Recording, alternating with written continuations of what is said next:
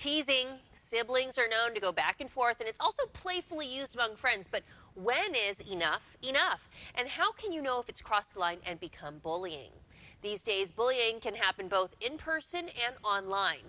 Pat Craven is the director of Center for Cyber Safety and Education and says it can have a lifelong impact on a person's mental health. Hi, Pat. Hey, good morning. Yeah, bullying is still a problem. We often talk about it, especially when we talk about going back to school. And these days, I mean, there's bullying in person, and then there's a whole new form with the cyberbullying. Why is it such an issue? Yeah, think about it. When we were growing up, that the bully was some mean kid on the playground at school, right? And we didn't have to. When we left school, we left the bully behind, and now that bully follows you home, or you follows your child home, because they're all connected on these devices, and so it's not just a got to get through the lunch hour kind of thing. You've got to get through the day, and it just continues to grow. And I'm a mom of two boys, and there's a lot of teasing. I feel like with the boys, it's a different level, a different style of teasing that I feel like they have. And so when they're online, I'm really on them. Like, watch what you say. Make sure you're always being kind. I'm always reminding them to be kind. Not that they're mean, but sometimes the teasing can get out of hand. How big of a problem is cyberbullying right now? It's a huge problem. I mean, the part of the issue is that the average child gets a phone now by the time they're 10 years old. And that's the average. So that means younger and older are already online. And so they're beginning to have these interactions with people. And as we know from our own experience, right, that you can't always read a person's face, right, through a text of what they're saying. And so that becomes part of that challenge, that it's struggle for us as adults. It's definitely an issue for kids. And then there becomes the pile-on mentality. Again, that playground bully, it was a kid or a couple of kids.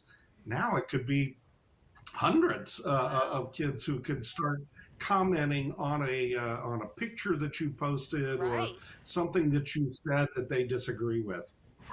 So, yeah, and it's a safety issue as well. Give me some examples that are very relatable, like real life examples that we can share when we talk to our kids about this. Well, I think what the key that you just said there, Aubrey, is that we talk to our kids about it so that they can understand. We've done research, and we found that 40% of elementary school children have already chatted with a stranger online. And so it is real important that we talk to our children, just like you said, about being nice online. Be careful about what they're posting online. Those are the kinds of things that get them in trouble. Don't assume that their online friends are the same as real friends. They should only become friends and accept requests from people that they know in real life. So that way that they can have that personal discussion about an issue if something does come up and say, hey, that wasn't very nice, that they're able to have those kinds of discussions.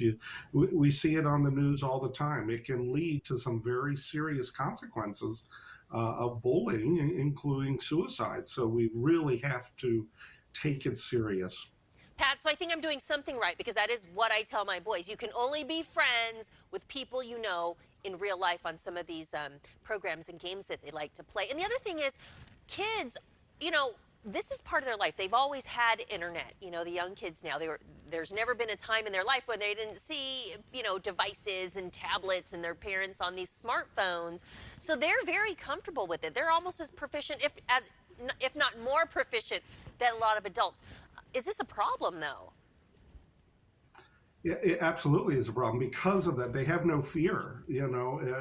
Pick any type of activity that you do that might be dangerous. If it's skydiving or something, if your kids have done it, seen it, they're used to it. So that definitely is, because then they've lost that little bit of edge. All of us might have a little bit more of a built-in just alert system. If something doesn't sound right to them, they're totally used to it because they have grown up with it now. We are past that point where this is new to them. We've all seen it with kids in cribs and high chairs with a device in front of them. They are so comfortable, so they don't have that built-in fear that is always good for any of us, whether it's online or driving a car. And Pat, you said it's important for parents to have that conversation. Any other tips to have internet safety from the bullies?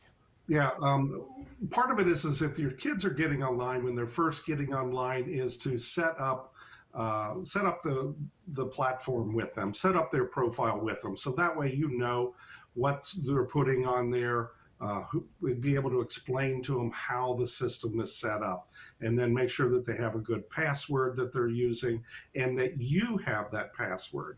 And the other tip I always try to give parents is also for you to follow them on that platform so that you can see what they're posting or what other people are posting or saying. Now, I'm not saying go in there and like and put hearts and everything on everything that they do, because you're just going to drive them away as soon as you do that. So don't stalk them, but do get on that platform with them that you can see in real life, real time what they're doing. Right. Stay in the loop and keep them talking to you. Keep the conversation going. Pat, great conversation today. If you want more resources on bullying, you can visit IamCybersafe.org.